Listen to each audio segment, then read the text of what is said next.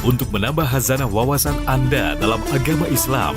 Segera Anda ikuti Mutiara Pagi.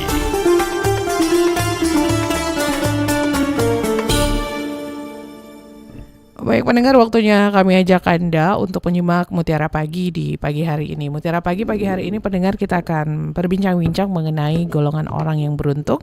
Bersama narasumber kita adalah Ustazah R.A. Erika Septiana M.A. M.Hum M.Kes yang akan membersamai Anda hingga pukul 17.50.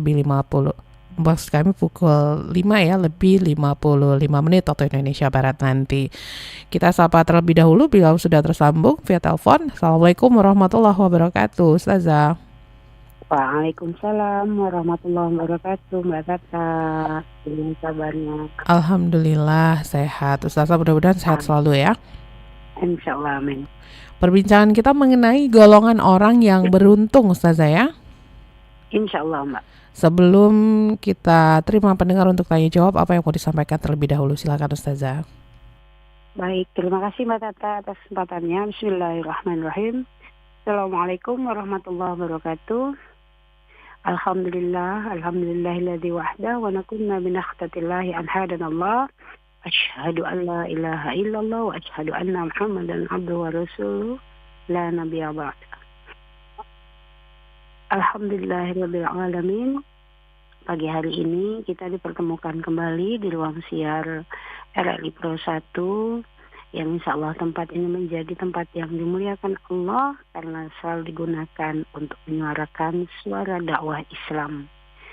Salawat dan salam selalu kita haturkan kepada junjungan kita Nabi Muhammad SAW yang dengan pengajarannya kita diberikan ilmu yang banyak untuk senantiasa mendekati Allah, mendekatkan diri kita dengan cinta ya Allah, dengan rahmat Allah, dan kesyukuran kita itu menjadi jalan kebaikan bagi kehidupan kita di dunia dan akhirat. Amin ya rabbal alamin.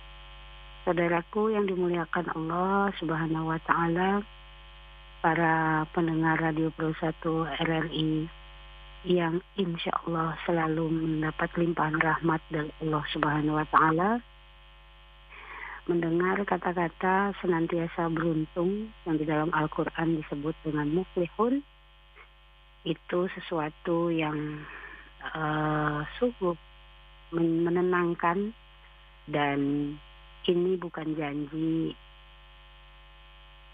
ini bukan janji yang hanya sekedar janji yang diucapkan oleh Sang Khalik kita. Status keberuntungan itu hendaknya harus kita kejar. Dia senantiasa menunggu kita di ujung perjalanan jihad kita, dan ini bukan sesuatu harapan kosong belaka. Jadi dalam Al-Quran itu banyak tersebar ayat tentang orang-orang yang dianggap beruntung oleh Allah setelah masa perjuangannya. Mungkin sebanyak 23 ayat itu dengan berbagai macam tipe, dengan berbagai macam maksud, menyampaikan bahwa apapun yang kita lakukan di dunia ini, apabila itu orientasinya untuk membesarkan iman kita, menguatkan ketakwaan kita kepada Allah Subhanahu wa taala, maka orang-orang yang memiliki maksud demikian itu termasuk dalam golongan orang yang muflihun atau orang-orang yang beruntung. Kenapa ya Allah sebut beruntung? Sebetulnya dalam bahasa Indonesia itu keberuntungan itu kan dengan sesuatu yang membahagiakan. Maka apabila kita menempatkan diri kita dalam situasi yang baik, menjaganya, kemudian secara konsisten kita melakukan kegiatan tersebut, ujung-ujungnya kita akan mendapatkan efek yang positif bagi perkembangan kita, bagi kehidupan kita. Maka saudaraku yang dimuliakan oleh Allah Subhanahu wa taala, di dalam Al-Qur'an spesifikasi untuk mencapai keberuntungan itu mempunyai beberapa syarat. Salah satunya di dalam Islam itu pasti syarat utama harus bertakwa. Kalau dia tidak bertakwa, maka sesuatu yang dilakukannya itu hanya sekedar seperti angin saja, sekedar lewat untuk membahagiakan orang atau membahagiakan lingkungannya, dengan tidak berpondasi kuat untuk membahagiakan Allah Subhanahu wa taala. Sementara apabila semua yang kita lakukan itu kita orientasikan untuk menenangkan hati kita dengan tujuan membahagiakan Allah, maka itu semua akan punya efek positif terhadap diri kita. Maka takwa menjadi ukuran utama bagi kita untuk bisa mendapatkan sesuatu yang lebih baik. Jadi misalnya kita melakukan sholat, bertakwa itu pasti konotasinya dengan ibadah-ibadah ritual yang diakui dalam Islam. Contoh misalnya kita sholat, kita berzakat, maka dua tindakan ini semestinya memberikan efek positif kepada kita. Efek positifnya apa? Secara psikologis kita melakukan sholat itu setelahnya akan menimbulkan ketenangan. Ini janji Allah. Akan memberikan ketenangan di dalam hati kita sehingga sholat kita itu akan membawa kebaikan. Bukan menjadi beban kita. Sama dengan kita mengeluarkan harta kita untuk berbagi, yaitu dengan berzakat. Berzakat menjadi perintah wajib bagi kita yang diberikan oleh Allah Subhanahu wa taala agar kita bisa membagi sebagian harta kita kepada saudara-saudara yang lain. Nah, tindakan ini biasanya mendapat sorotan dengan pikiran bahwa ketika kita keluarkan harta kita maka ada sesuatu yang berkurang secara material dari inventaris kita. Ini ujian yang sungguh nyata dan pembayaran baliknya atau paybacknya itu Allah berikan dengan berbagai macam model. Ini menjadi alasan bagi kita untuk paham apabila kita berbuat sesuatu maka Allah akan bayarkan itu tidak hanya berupa pahala saja, tetapi Allah bayarkan itu untuk menjadi landasan bagi kehidupan kita. Kehidupan kita pastinya semua orang ingin baik-baik saja. Maka di dalam Al-Quran, apabila ingin menjadi orang atau termasuk dalam golongan orang-orang yang dianggap beruntung oleh Allah, maka lakukan ini dengan niatan yang baik. Maka saudaraku yang dimuliakan oleh Allah Subhanahu wa taala, memperkuat motivasi kita untuk beribadah kepada Allah, melakukan semua perintah-perintahnya, itu menjadi ukuran wajib bagi kita. Kenapa? Karena dalam salah satu syarat menjadi atau masuk dalam golongan orang-orang yang beruntung tadi adalah mempunyai iman yang kuat. Jadi selain bertakwa juga keimanan itu harus dikuatkan. Kenapa? Karena dalam perjalanannya kita akan menjalani berbagai macam cobaan. Dalam rangkaian obrolan saya mungkin pada bulan ini seringkali sekali saya membahas mengenai cobaan, kemudian bagaimana itu yang disebut dengan nikmat. Bahkan nikmat itu sendiri bisa menjadi cobaan. Maka yang harus waspada itu adalah kitanya, jangan sampai kita terjebak oleh godaan syaitan yang terkutuk sehingga orientasi tindakan dari ibadah kita itu mengarah kepada selain Allah. Itu bisa bermacam-macam. Contoh misalnya kita berbuat kebajikan, kita berbagi harta atau bersedekah dengan saudara-saudara kita. Itu motivasinya kita ingin dilihat oleh tetangga kita, oleh orang-orang di sekitar kita, bukan lagi karena Allah. Atau kita membuat diri kita menjadi orang yang baik, mudah membantu orang, tetapi kemudian bantuan itu kita sebarkan dan malah berbalik menyebarkan aib saudara yang memohon pertolongan kepada kita. Nauzubillah min dzalik. Jangan sampai kita menjadi orang yang kehilangan orientasi nilai ibadahnya, sehingga apa yang menjadi tindakan yang kita pikir itu mendekatkan diri kita kepada Allah Subhanahu wa taala, tetapi semuanya berbalik menyerang kita sehingga eh, menjadi dosa, dan apabila menimbulkan dosa biasanya itu akan menjadi mudarat bagi lingkungan sosial kita.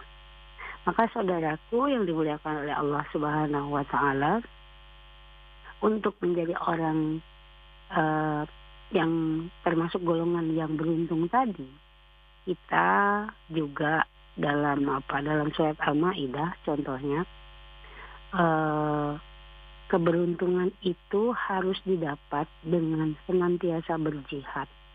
Berjihad itu pasti di dalamnya ada nilai-nilai kesabaran yang semestinya dari waktu ke waktu itu harus selalu kita tingkatkan.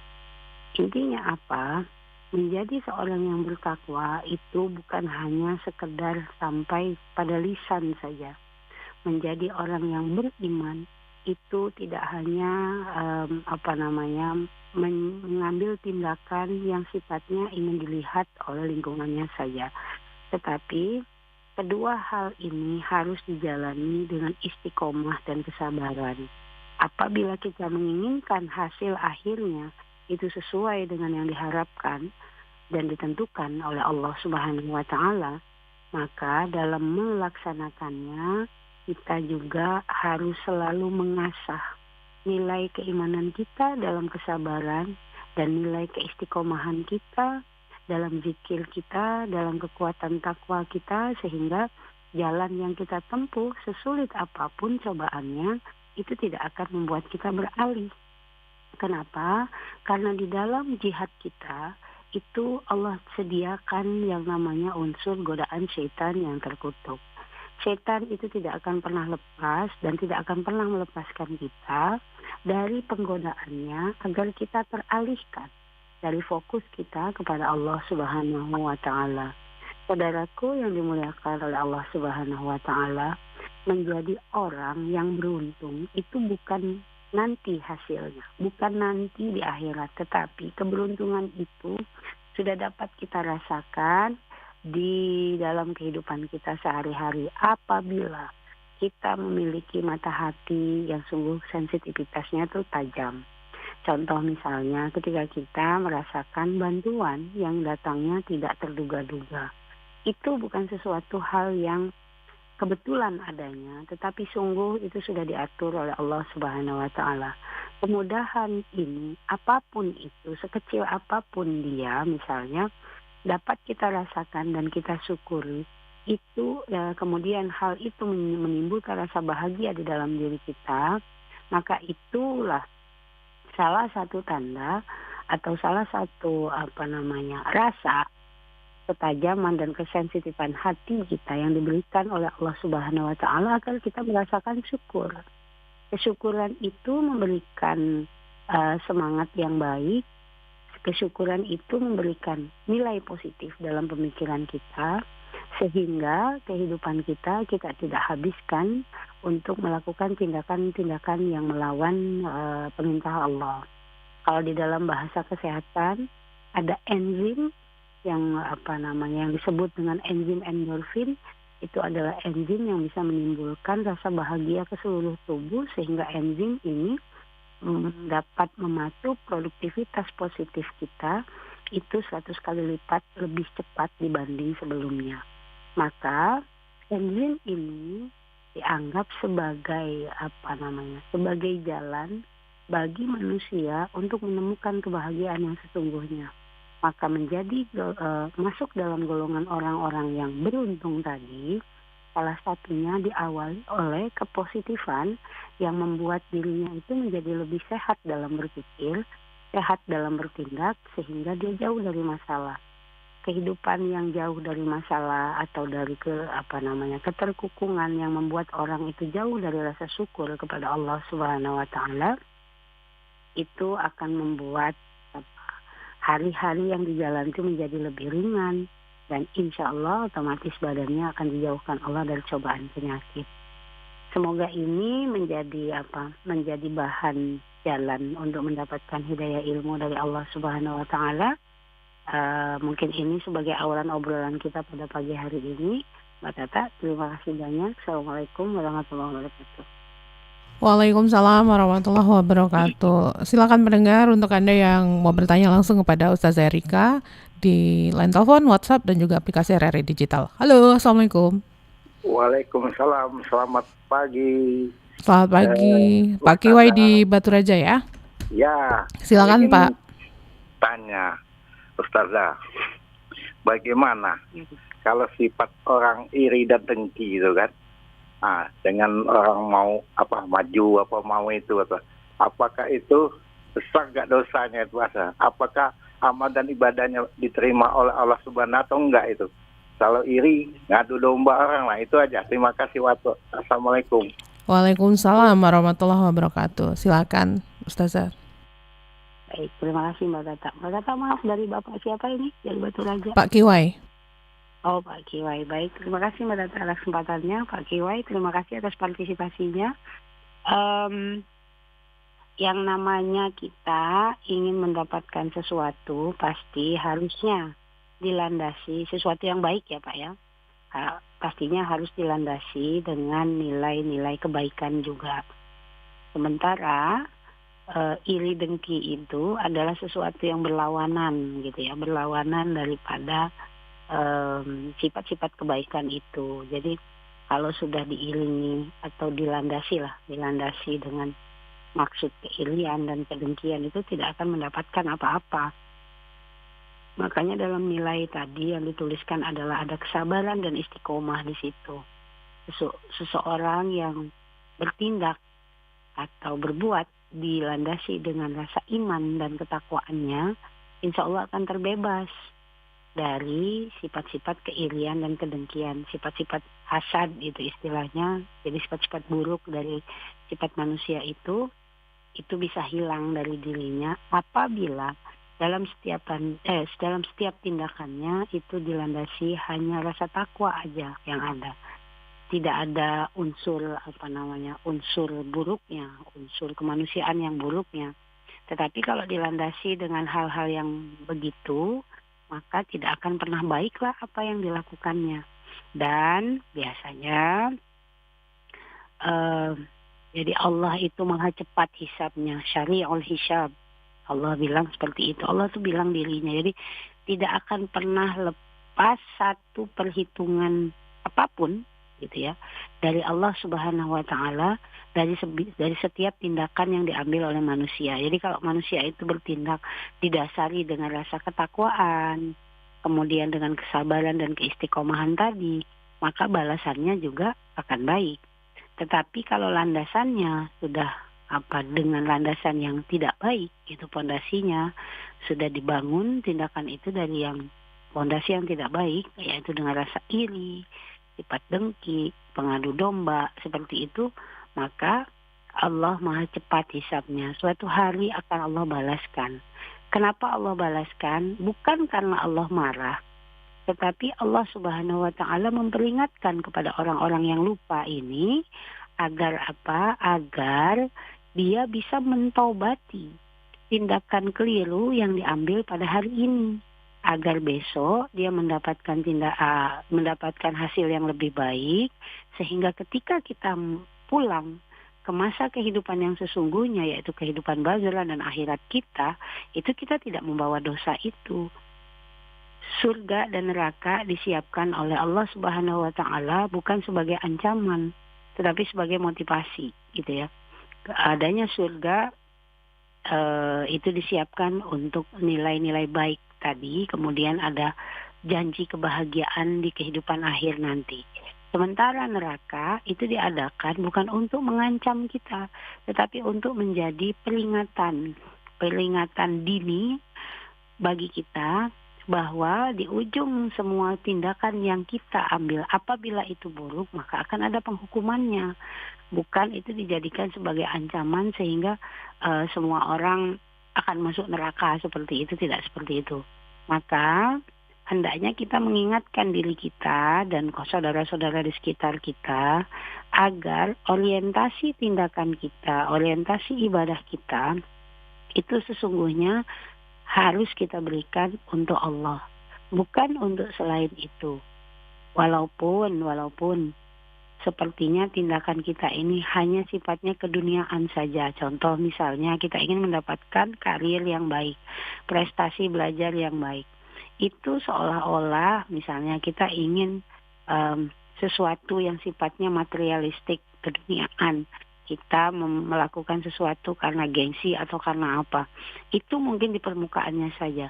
Tetapi di dalam lubuk hati, di dalam diri kita, sesungguhnya apabila hal itu kita niatkan hanya untuk Allah, hanya untuk peribadatan kita kepada Allah, maka nilai dari suatu tindakan itu menjadi tinggi bobotnya.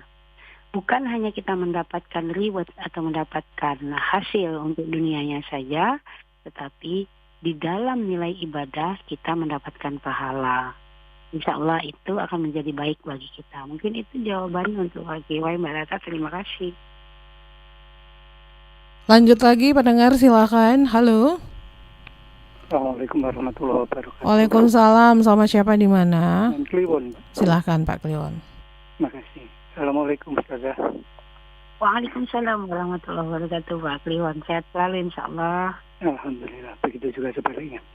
Jadi Ustazah menjelaskan bahwa salah satu perwujudan takwa kita itu dengan melaksanakan ritual ibadah seperti sholat, zakat, dan sejenisnya. Dan ibadah yang baik tentu itu akan menimbulkan efek baik bagi kehidupan sosial. Tapi pada sekarang ini seperti saya misalnya masih sholat tapi rajin sholat, rajin ibadah yang lain, tapi tetap sombong, tetap tidak berbuat baik dengan lingkungan. Itu salahnya di mana Ustaz? Yang pertama. Yang kedua, apakah sabar itu kita harus membunuh, kita harus anti dengan kecewa, dengan sakit hati, gitu Ustaz? Terima kasih atas pencerahan saya Mbak Tata. Barakallah. Assalamualaikum warahmatullahi wabarakatuh. Waalaikumsalam warahmatullahi wabarakatuh. Silakan Ustazah. Baik, terima kasih Mbak Tata atas kesempatannya. Pak Kliwon, terima kasih atas partisipasinya. Jadi yang harus kita luruskan di sini, misalnya begini, saya menanggapi yang kedua dulu deh. Misalnya kita bersabar itu harus membunuh semua hal yang Bapak sebutkan tadi. Jadi kalau saya memahami sabar itu adalah perjalanan. Jadi perjalanan kalau di bahasa Inggris itu adalah journey. Journey itu jadi perjalanan yang kita nikmati. Kita contoh misalnya selalu berusaha untuk sabar. Sabar itu bukan berarti kita hanya menunggu saja, membuat diri kita anti putus asa misalnya. Tetapi upaya yang kita lakukan ke diri kita ini sedikit. Maksudnya upaya itu seperti ini. Ketika kita mendapatkan masalah, contohnya ya, kita tidak mampu mengambil hikmah dari semua kejadian yang kita alami dalam hidup kita. Maka cobaan yang akan datang itu berulang-ulang. Itu lagi dicobakan sama Allah. Kenapa? Itu salah satu tanda bahwa kita belum mengalami peningkatan pemahaman dari semua kejadian atau takdir yang Allah berikan ke kita. Misalnya kemudian kita mendapatkan hikmah, contoh misal, kita nggak boleh lagi nih buang sampah sembarangan. Nanti di depan kita akan kesandung batu. Misalnya seperti itu. Selagi kita belum menyadari bahwa kita mendapatkan celaka di titik B itu gara-gara di titik A kita membuang sampah sembarangan gitu ya, maka kejadian itu pasti akan berulang.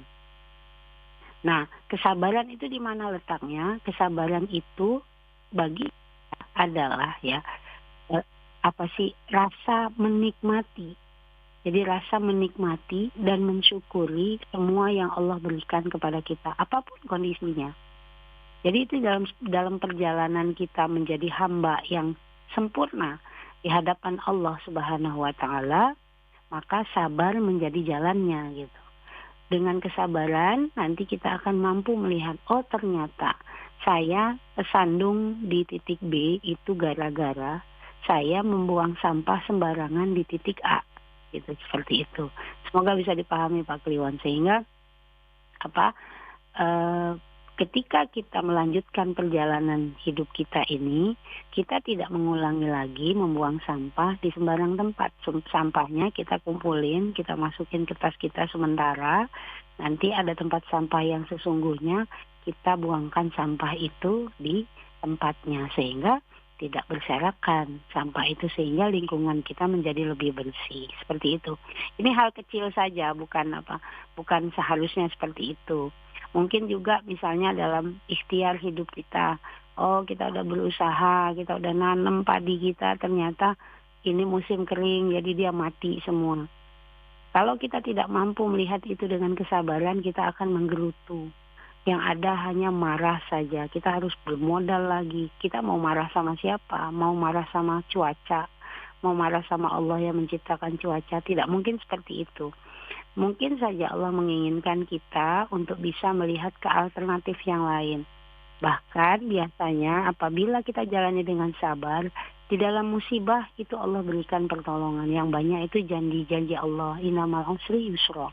Seperti itu. Jadi kesabaran mampu menajamkan, membersihkan mata hati kita, sehingga kita mampu melihat hal-hal hikmah yang Allah selip-selipkan, dan itu akan membuat kita itu menjadi lebih jeli, lebih bahagia menjalani hidup kita karena kita memahami hikmahnya.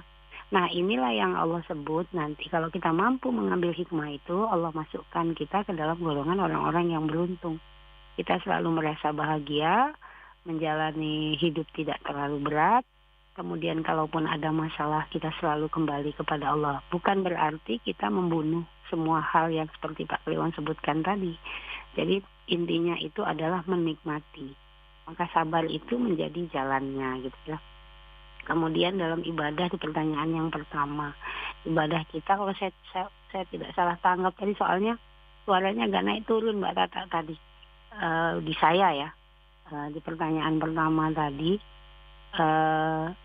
ibadah kita itu kita lakukan, kalaupun itu salah di awalnya gitu ya, itu sebetulnya tidak apa-apa apabila kita membuat ibadah kita itu menjadi jalan pelajaran bagi kita.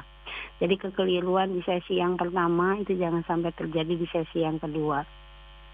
Kemudian kekeliruan itu tidak terus berulang. Kenapa? Itu kenapa Rasulullah SAW mewajibkan kita untuk selalu belajar. Kenapa? Karena kehidupan ini seperti yang saya ungkapkan di depan tadi, kehidupan ini adalah perjalanan. Waktu yang dibutuhkan itu banyak.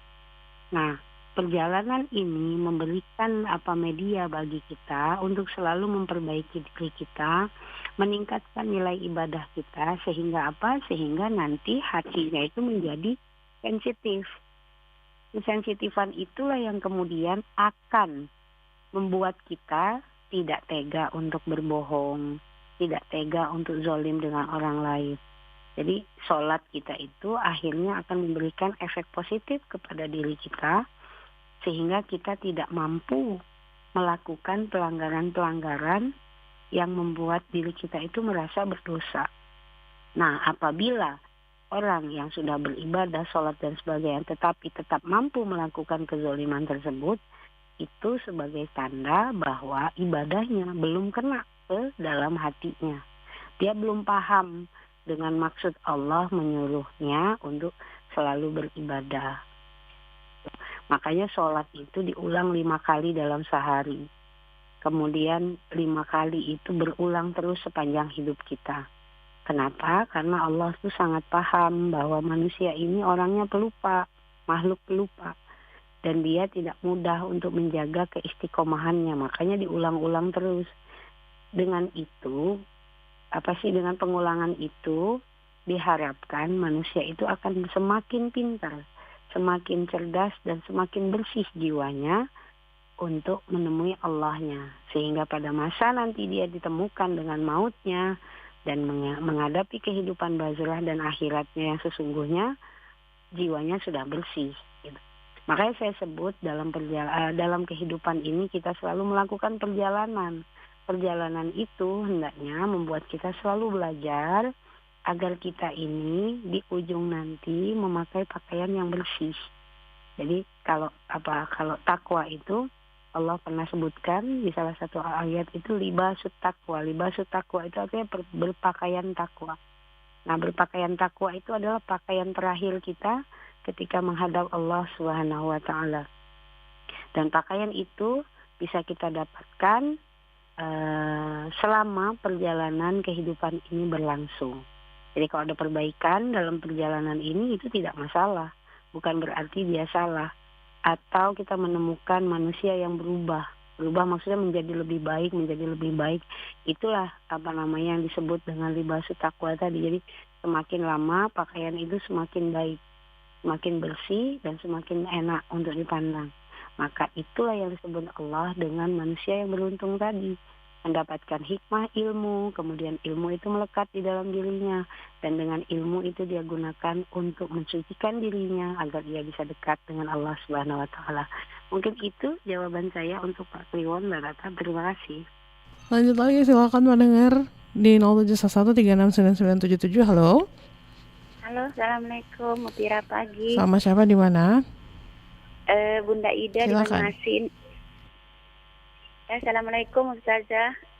Waalaikumsalam warahmatullahi wabarakatuh. Bunda Ida, sehat selalu insyaallah. Amin ya rabbal alamin. Ya Ustazah, saya mau tanya, apakah untuk menjadi orang yang beruntung kita harus menjaga keseimbangan antara kehidupan dunia dan akhirat gitu Pak Ustaz? Ya Ustazah. Ya itu aja pertanyaan. Terima kasih waktunya. Assalamualaikum warahmatullahi wabarakatuh. Waalaikumsalam warahmatullahi wabarakatuh. Silakan Ustazah. Baik, Mbak Data, terima kasih.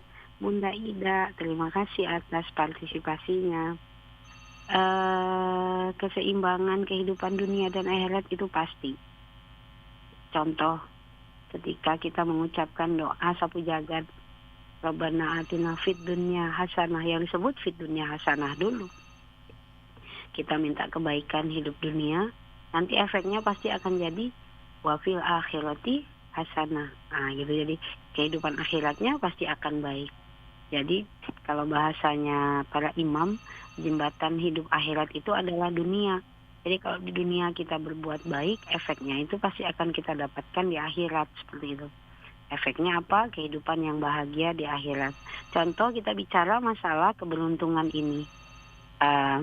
Di dalam surat Al-Mu'minun ayat 11 tuh, ayat 10 apa 11 kayak gitu, Allah Subhanahu wa taala berfirman, kalau kamu melakukan syarat-syarat menjadi orang yang beruntung, maka ujungnya adalah surga Firdaus gitu. Jadi kalau mau masuk dalam golongan orang-orang yang beruntung, misalnya seperti ini di surat Al-Mu'minun itu, qad aflahal mu'minun. Sebentar saya ingatkan dulu. Oh ya, maka misalnya syaratnya apa? Yang khusyuk sholatnya seperti itu. Kemudian dia meninggalkan dari berkata-kata hal yang tidak berguna, kata Allah. Jadi spesifiknya itu disebutkan di surat Al-Mu'minun itu. Kemudian yang menunaikan zakat. Kemudian lifurujihim hafizun, menjaga kemaluannya gitu ya. Kemudian lagi orang-orang ini tidak melampaui batas gitu. Faulaika humul aadun. Dia tidak melampaui batas, artinya ya tidak menjadi orang yang merugi, misalnya suka melakukan hal-hal yang berlebih-lebihan, disusupi dengan kesombongan. Misalnya tadi ada pertanyaan pagi, orang yang iri dengki, hasad seperti itu. Dia baik tapi suka mengadu domba orang. Nah, itu melebihi batas. Kemudian li amanatihim wahdihim ro'un. Jadi selalu menyampaikan amanat dan menunaikan janji mereka. Kemudian mereka memelihara sholat mereka. Maka orang ini adalah orang-orang yang disebut Allah dengan orang yang mampu menjaga dirinya, sehingga pada akhirnya Allah akan mewariskan kepada mereka kehidupan akhirat. Maka yang disebutkan tadi itu 10 ayat di atasnya itu Allah menyebutkan semua langkah-langkah kehidupan dunia.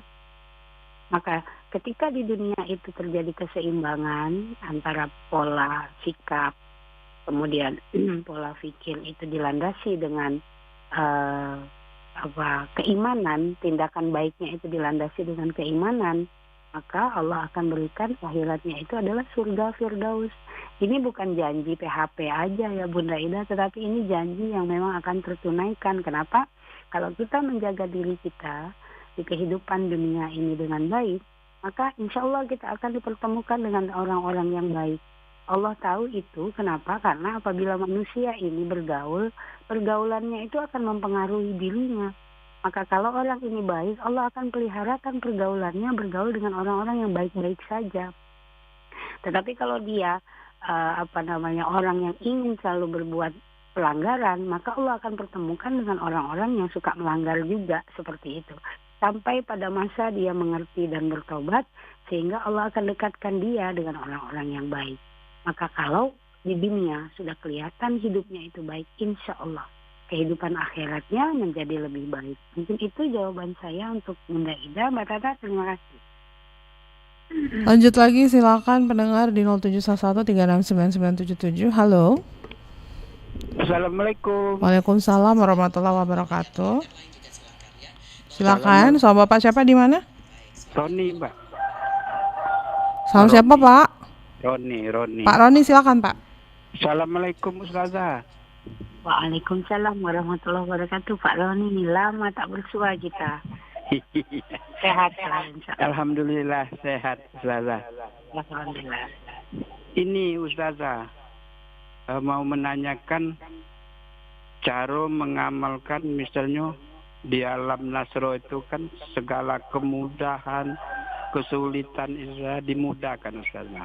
Cara kita mengamal tuh Ustazah, misalnya apa jam 1, apa jam 2, yang mana tepatnya Ustazah? Terima kasih, itu saja. Assalamualaikum warahmatullahi wabarakatuh. Waalaikumsalam warahmatullahi wabarakatuh. Silakan Ustazah. Baik, terima kasih Mbak Tata. Roni, terima kasih partisipasinya pada pagi hari ini. Jadi kalau mengamalkan soal alam nasroh ini banyak sekali. Salah satunya membaca, misalnya bukan yang dibicarakan Pak Roni aja tadi, membaca surat ini dikala rakaat pertama sholat kita. Jadi misalnya nih ya, ini saya diajarin sama guru saya dulu, kita ini lagi punya hutang banyak nih ceritanya gitu kan, atau punya masalah yang sangat pelik, maka inna ma'al usri yusronya itu adalah bagian dari doa terpenting kita untuk keluar dari masalah itu. Salah satu caranya adalah dengan membaca surat ini dalam setiap rakaat pertama sholat kita. Itu. Nah, apabila ini ingin disikirkan, terutama kalimat inna ma'al usri yusra, bisa disikirkan tidak juga dengan waktu-waktu khusus seperti yang disebutkan Pak Roni tadi. Bisa kapanpun gitu. Jadi untuk menjaga hati kita tetap bersih, kemudian kita tahu persangkaan kita ini bahwa Allah akan menolong kita, memberikan solusi dari semua masalah pelik yang kita hadapi gitu ya. Maka zikirkanlah kalimat inna ma'al usri yusra kapanpun. Jadi kalau mau sholat malam misalnya dizikirkan, boleh seperti itu. Itu juga baik. Dengan tetap berdoa kepada Allah, ingat kepada masalah kita, dan syaratnya yang paling utama adalah tidak menzolimi orang lain gitu ya. Kita mencari win-win solution dari semua permasalahan yang sedang kita hadapi. Maka kita bermohon kepada Allah agar solusi yang kita mintakan ini, yang kita pikirkan, solusi yang kita pikirkan, kita mintakan kepada Allah agar tidak menzolimi hak hidup orang lain. Seperti itu. Jadi misalnya di dalam sholat hajat, setelah sholat hajat dizikirkan bacaan ini di sholat hajat yang pertama, Pak Roni baca surat alam nasrohnya, al-insirohnya, kemudian rakaat yang keduanya bebas. Habis itu setelah salam, Pak Roni bisa zikirkan bagian kalimat inama Allah serius-nya, terserah hitungannya mau berapa, yang jelas menghusukkan diri kita bahwa kita tahu solusi yang kita ambil ini kita landaskan kepada harapan kita kepada Allah Subhanahu wa taala. Mungkin itu jawaban buat Pak Roni, Mbak Tata. Terima kasih. Baik Ustazah, pertanyaan sudah kita jawab. Waktunya kita harus akhiri perbincangan kita karena udah pukul 5 lebih 55 menit waktu Indonesia Barat. Tapi sebelum diakhiri, apa yang mau disampaikan kembali untuk menutup kebersamaan kita di pagi hari ini? Silakan Ustazah. Baik, terima kasih Mbak Tata. Alhamdulillahirabbil alamin. Mari kita berharap dan berdoa kepada Allah bahwa obrolan kita pagi hari ini menjadi jalan hidayah ilmu bagi kita agar semakin dapat meningkatkan keimanan kita hingga menjadi ketakwaan kita kepada Allah, sabar kita juga semakin diperluas oleh Allah, diperdalam, sehingga dalam menjalani kehidupan ini kita tidak mengalami salah pilihan, kita tidak mengalami salah tindakan sehingga membuat kita itu semakin masuk ke dalam masalah. Tetapi sebaliknya semua masalah atau semua takdir hidup kita ini mendekatkan kita menjadi menjadi orang-orang yang beruntung tadi. Semoga kita semua senantiasa mampu menjaga diri kita, menjaga hawa nafsu kita untuk tidak menjadi liar dan akhirnya mengkhianati sang Khalik kita, tetapi semua ini menjadi jalan bagi kita untuk semakin dekat kepada Allah Subhanahu wa taala. Keberuntungan itu haruslah kita niatkan, bukan dia datang dengan sendirinya. Kebahagiaan juga harus kita raih dan kita usahakan melalui jalan-jalan yang halal yang diridha oleh Allah Subhanahu wa taala agar kebahagiaan kita itu menjadi benar tempatnya dan tidak merugikan sesama kita. Insya Allah ini menjadi jalan ilmu bagi kita. Semoga setelah obrolan ini kita mendapatkan hikmah dan semakin membahagiakan hati kita, ilmu kita bertambah dan kita mampu memperbaiki diri kita senantiasa di hadapan Allah Subhanahu wa taala. Akhirul kalam, saya mohon maaf apabila ada hal yang kurang berkenan selama obrolan pagi ini berlangsung. Kepada Allah saya mohon ampun. Billahi taufiq wal hidayah. Assalamualaikum warahmatullahi wabarakatuh. Waalaikumsalam warahmatullahi wabarakatuh. Terima kasih Ustazah waktunya bersama RRI Pro 1 Palembang di pagi hari ini. Assalamualaikum. Assalamualaikum warahmatullahi wabarakatuh. Pendengar, terima kasih juga untuk Anda yang sudah bergabung bersama kami di 0711369977, sosial media, WhatsApp, dan juga aplikasi RRI Digital. Selanjutnya kami akan sampaikan informasi lewat berita pukul 6 waktu Indonesia Barat.